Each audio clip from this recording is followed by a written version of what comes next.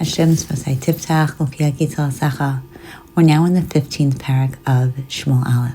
The 14th Perek, a lengthy, but not the longest Perek, because it's actually the 17th Perek that is longer. This Perek highlights something very important. First of all, the kindness and mercy of Hashem, that oftentimes there is a lesson that we have to learn. And Hashem, in His infinite mercy, presents us with opportunity after opportunity after opportunity to get it right. And here, Hashem presented Shaul with an opportunity to do something different. This time, Shaul, follow to the letter of the law. This time, Shaul, please not hold yourself on a low level of importance, but take back the control. Don't give it to the people. Be a Talmid Chacham, but also have the fortitude to be strong. You have it in you. And to allow for you to be the leader and not the people. And unfortunately, Shaul, who is so special and so a big gadol, is unable to follow in that regard. And Shmuel, who loves Shaul so, and who really is his greatest champion, and really wants Shaul to get it right, has to go to bat for Shaul, to daven for him, because Shaul, in this very important task, possibly the most important one that he's ever faced, that falls short of the mark. Now, we have been highlighting that Shaul is a leader, but he holds people to a higher standard. He expects and perhaps makes decisions that are, in the clouds almost. Like, what were you thinking? The people couldn't sustain that. They couldn't fast for so many days. They have their, we're all human. But on the other hand, that didn't fall, he fell flat of the mark for his own self. And that's what's going to happen here. Shmuel tells to Shaul, you were given the job to be king. There are 3 mitzvos that the Jewish people are commanded. 1 is to make a king when they get into Eretz Yisrael. 2 is to wipe out Amalek. And 3 is to build a Beis Hamikdash. So Shaul, you're in the position as the king, and I want you to listen. Shema l'kol divrei Hashem. Listen exactly the way Hashem is telling you. Don't deviate. Don't do the Rashi on what I'm telling you. Don't think that there is a better or a worse way. Just follow exactly as it goes. And so he's given him the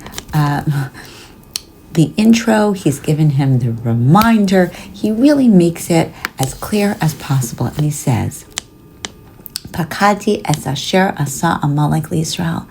I am going to make sure that Amalek gets back on Israel, asher samlo baderach b'laso miMitzrayim. What was it that Amalek did in the journey when we were on our way from Mitzrayim? Well, asher karcha baderach, it says, in the Torah, what did they do? They made the waters cold, like a bathtub that when you go inside and, after you put one thing in the bathtub, the water starts to get cooler, and then the water has been cooled. So too, the Bnei Israel, they were high and mighty. Hashem's name was glorified all over the place. And all it took was these horrible people, Amalek, to come in and to try to debase and try to oppose the ideology and the kavod of Hashem and the Bnei Israel, and attacks unnecessarily the Bnei Israel when they left Mitzrayim. We know that Amalek they were horrible people. They were not kind people. They were they also believed in mikra. They believed in the idea that nothing is set in stone. It's all happenstance. And that happenstance just was a way that's antithetical to our emunah. And the root is the idea of safek, that there's just, there's doubt. He liked to put doubt into the world, and that is the gematria of the word Amalek, We also know that the Amalek, the Ayin is up, the Kuf is down, and that really just to take everything that's up and to put it down. Amalek are evil people, and we have the job to wipe them out. Asher karcha baderech, their derech, their overall ideology is one that is against us. Why is that significant? Because the word derech is going to be significant. There are two words that are very significant, and this actually is something that I heard from Sarah Malka Reichman, and that is that the two words that are very significant within this perek are the word derech and also vayizavu. And those two words are that lashon of vayizavu is a lashon that is really saved for Esav, vayiviz es habachora, Esav, who ultimately then creates Amalek, and then the same lashon is used with Haman. And so this is an ideological fundamental difference that we have with the people of Amalek, and Hashem's throne can never be complete. Kiyad al keska, we have that the kisei, case is the incomplete version. We're not going to have the full version of Hashem's, so to speak, his throne until we get rid of Amalek. And so this was a fundamental job that Shaul had. And he's told to just wipe them all out. Hikita es Amalek v'charamtem es kol asher lo. Wipe everything else. Lo tachmol alav, he warns him again, do not have mercy.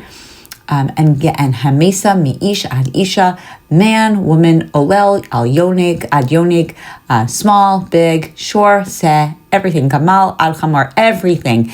It couldn't have been clearer. As an educator, Shmuel was par excellence, and he is telling them to wipe everybody out. Everybody. Vayishama Shaul es ha'am. Shaul gathers together people. He has 200,000 men on foot, 10,000 people from Yehuda's part, and he goes ad ir Amalek vayirev banachal, and he goes and he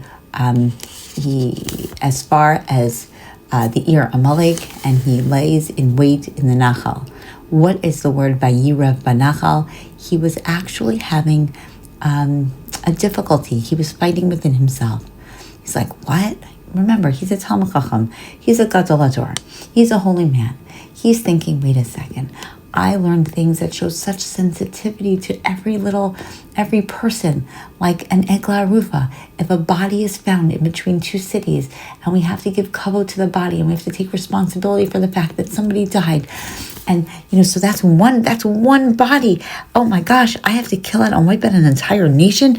This is like really crazy stuff, and he actually has a difficult time with it. Now that difficult time perhaps goes into the next pasuk, where Shaul then tells the Canim, the people from Yisro, get out of the way, guys. I'm about to fight, and you were good to us. Asita chesed im kol bnei Yisrael. You were good to us. Yisro, remember, these are descendants of Yisro. You saw the light. You were good to us. You're part of, we remember every little thing. We are people that have hakaras hatov. So, in that struggle, in that perhaps ideological struggle that he had, he uses it in the right way, and he tells the people of Keni, get out of the way. Vayasar Keni mitach Amalek, and he does, and they do, and they remove themselves, and all of a sudden, okay, so he saved some people. That is good idea, Shaul. You're able. There's chachma and there's bina. There are people that are just smart, and then there's bina. They lahavin davar mitoch davar. They read between the lines. So he found a way to actually make what he felt, to make it into a rational, good decision. Vayach Shaul es Amalek, and then he goes and he kills the people of Amalek. Machavila bo'echa shur asher al pnei Mitzrayim, all the way from Shur, which is close to Mitzrayim. Again, pnei Mitzrayim. It's no wonder. Remember, what did they do? They attacked us on our way out of Mitzrayim. All of a sudden, we put in the word Mitzrayim. It's like everything's coming full circle. But then he captures Agag. alive. That's kol am hechrim lefi charev. And all of the people, he puts them to death. Now, in general terms, oftentimes Shaul was right. When you take the king alive and you make a big spectacle of him, it actually could bring more kavod to things. But that wasn't the commandment, Shaul. There wasn't a commandment. Oh, I have a good way to bring more kavod to the situation. No, it was kill everybody, not take him alive. And it gets worse. Vayachmol Shaul v'ha'am al Agag. And so Shaul has rachmanis on Agag and al meitav hatzon, and on the best of the sheep and the bakar. Wow. So what does he do? He has on all the animals, he has rachmanis, and on Agag he has rachmanis. And kol tov, all the things that were of value, below avu hacharamam, and they wouldn't. So all the bad stuff they got rid of, but he saved all of the valuable animals, and that's the end. Like, why in the world? And mivazeh, we have the same word again, that same lashon of biza. So that's the end of Shaul's part. And Hashem comes to Shmuel and he says to him, Nichamti ki amlachti et Shaul l'melech. I made a mistake. I really should not have made Shaul the king, because Shav ma'acharai, he went against me. That's called lo hikim, right? He didn't keep the word. And vayichar l'Shmuel vayizak el Hashem kol halayla. And Shmuel was so upset and he cried all night. He loves Shaul. He was rooting for Shaul, and now he is davening on behalf of Shaul all night long. And Shmuel wakes up in the morning and likras Shaul baboker, to meet Shaul that morning. Bayugad l'Shmuel limor, and it was said that, Shaul is coming. And he goes down to Gilgal, and Vayabu Shmuel el Shaul, and Shmuel comes to Shaul and he says, Shaul says to him, Baruch atah Hashem, I did great. Baruch Hashem, everything is good. I listened to exactly Devar Hashem. What? Oh, Shaul. And Shmuel says, Umeh kol hatzon hazeh ba'oznai, right? The onomatopoeia. He says, well, what is this? The sheep that I hear, but kol bakar, and all the oxen that I hear, asher anochi shomea. Really? And Shaul says, oh, no. Yeah, no. We brought them from a lake, and we spared them so that we could give a korban. Chamal ha'am, the people spared them. Al meitav hatzon v'abakar. Laman zevach l'Hashem. It was the people. The people did that. That's why it happened. That is, again, Shaul, you were in the same position to make a good decision, to lead the people. Hashem gave you exactly what you needed to really rise and shine. And what did you do? Again, the people, you're blaming the people, and you listen to the people. So that's not full tshuva. That's not admitting that you did anything wrong. So he's still in bad stead. But also, that's your rationale. It's the people. Vayomer Shmuel Shaul. Really? Stop. Oh my gosh, let me tell you. Could I just tell you what Hashem told me last night? And Shmuel says, Halo im katon ata be'inecha. You may look at yourself as small, but you're Rosh Shavtei Yisrael ata. But you are a leader. So that is a very important balance that we all, that's an important life lesson.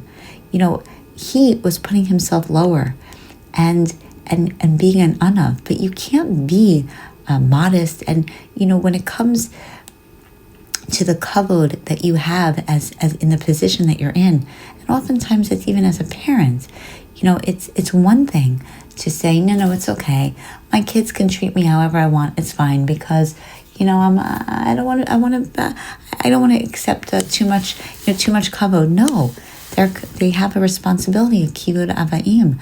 And so, yes, you could be mochel at times and you don't have to throw it in their face, but it's good chinuch, and it's to make sure that we have that balance, that you can't be too low, right? We know that on the one hand, you can think of yourself as afar ve'efer, that we're low, but on the other hand, b'shvili nivra olam, you also have to know, no, Hashem created the world for me. I am a unique person. I am carrying out something that nobody else can carry out.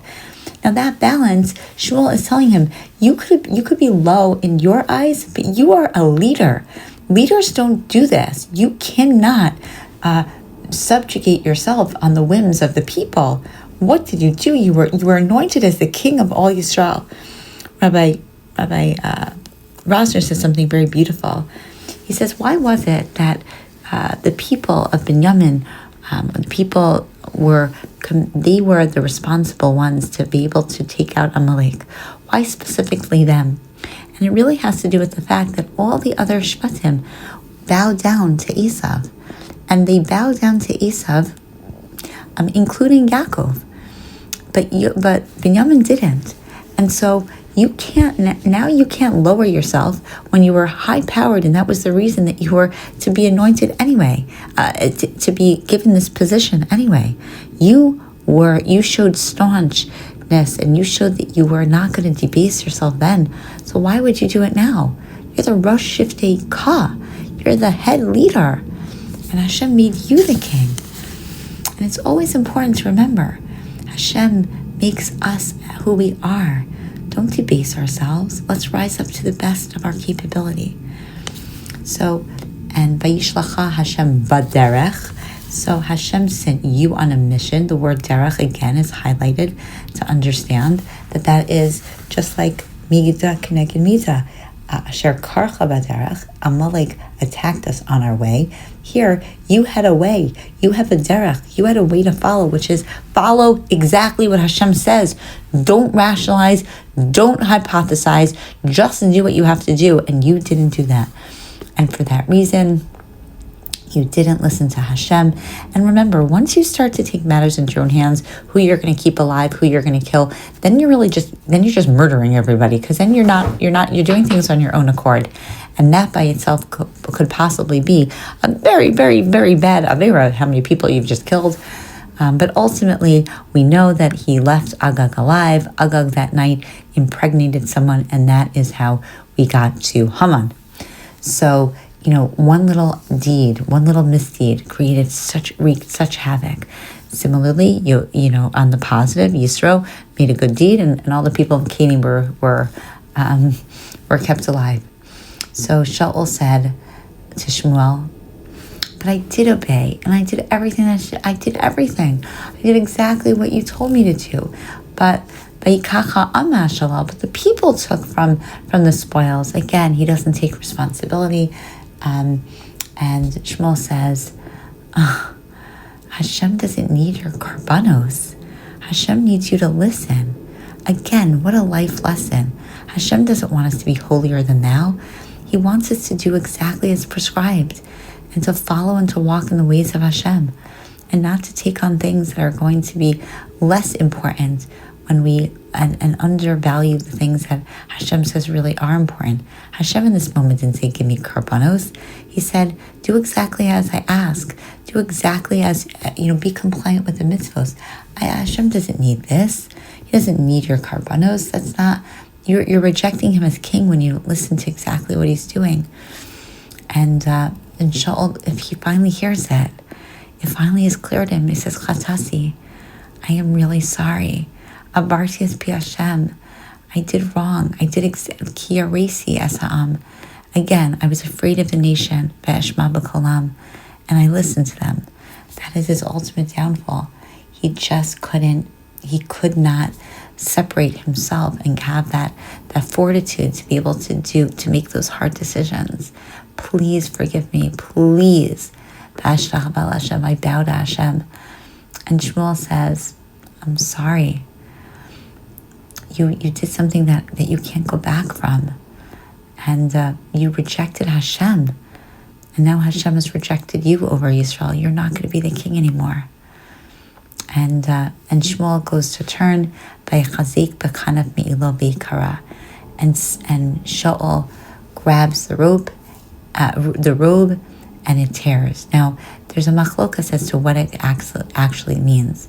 Did Shaul grab it from Shmuel, in trying to get him? Did Shaul grab his own robe and tear kriya in mourning for what he just lost? Did Shmuel grab Shaul's robe and tear it to show him, this is what it's going to be when the next guy comes and tears it from you? But it gets worse. Shmuel says, Hashem has ripped this malchus from you, and he's given it l'reacha hatov mimeka, someone who's worthier than you. Ouch. What a heart, really hurts. It hurts because it's one thing to have something taken away. It's another thing to hear the words, oh, it's taken away from you, but somebody better is getting it. And then the famous words, V'gam netzach Yisrael lo yishaker, v'lo yinachim. Hashem doesn't change his heart. Hashem is not ki lo adam hu lilachem. Hashem doesn't have the chashbonos that people have. He doesn't have a heart that changed. He just knows exactly what to do. And again, Shaul, please, chatati, I did wrong, but just honor me and at least come back with me. He's just, he doesn't want to face the embarrassment. Again, facing the people, facing the music. And Shmuel goes back and he follows him. He doesn't want to cause him undue, unnecessary heart and hardship. But at the end of the day, he says, now he has to take care of it himself. And Shmuel, who in some regards, some people say was a Nazir, he goes and he takes Agag and he kills him. And Sarmar Mavet. And Agag says, yes, you are the killer, my killer, and just acknowledged. And then Shmuel says to him, just like you have shikla nashim charbecha, you've done some really bad things, Agag. You have hurt women and you've made them widows, and as a result, we're going to take you down. And that's exactly what happens. Shmuel leaves Ramah, and Shaul goes to his house in Givat Shaul. And ultimately, the sad part is that Shmuel never sees Shaul again until the day of his death. He will see him one more time, but he mourns him. Shmuel literally mourns for Shaul and what could have been for all the rest of his days. And Hashem, because Hashem regretted making him the king, he took it as a personal failure because he loved Shaul so much. It was his Talmud Mavak, his best student and pupil, and he believed in him and in his potential. And so it's not an end of a happy Perek. The job got done. It didn't get job and it's completely done in its entirety. But it really gives us a pause and a lesson. Hashem commands us in the way that he does to do what's best, to follow the mitzvos, not to deviate, not to change things up, not to create our own religion, not to create our own rationales for things. And ultimately, Hashem gave him a second chance. He put the exact situation in front that he could have just followed to the letter of the law. But Shaul didn't take it. And then lastly, the idea of tshuva. Tshuva is really admitting what you do, seeing it, not blaming anybody else, highlighting exactly in your head what it is that you did, owning it. And sometimes we can go back from it, and sometimes our whole lives shift as a result. And that's the consequence of our actions. But Hashem, in his infinite kindness and mercy, will listen to our tefillos, to our tshuva process. And Shaul was a king, so Shaul had to be held to a much higher standard. When it comes to the malchus, that's something that's very, very significant. What we've said before, and we'll continue to say, with every opportunity comes responsibility. He was given an amazing amount of opportunity to be the king. That came with a huge responsibility. But in our own lives, just to remember, the tshuva process is one that really it does. Hashem listens to our tefillos. He listens to our tshuva. He likes, and as long as we do it in its completed form, there is definitely a repair. And ultimately, Hashem continues to put in front of us those opportunities to create the best forms of ourselves. and we will see what happens in the next parak.